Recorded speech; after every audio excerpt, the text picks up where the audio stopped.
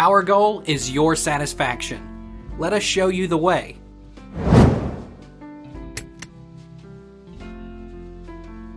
Do you need to thaw frozen crab legs before cooking? Cooking fresh crab legs is just as simple but requires a little extra time. Before you reheat or cook crab legs, be sure to thaw them. Thawing crab meat ensures that it will heat up evenly.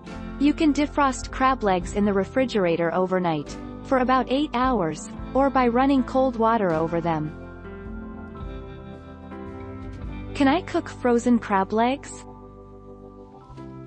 You can steam frozen, pre-cooked crab legs in a steamer, over rapidly boiling water, for about 10 minutes.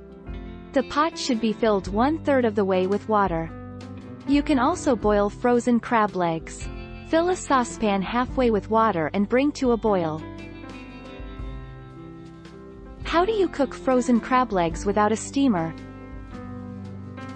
All you have to do is put water in a pan and place it on a rack in your oven. Then, simply preheat your oven and allow the water to boil.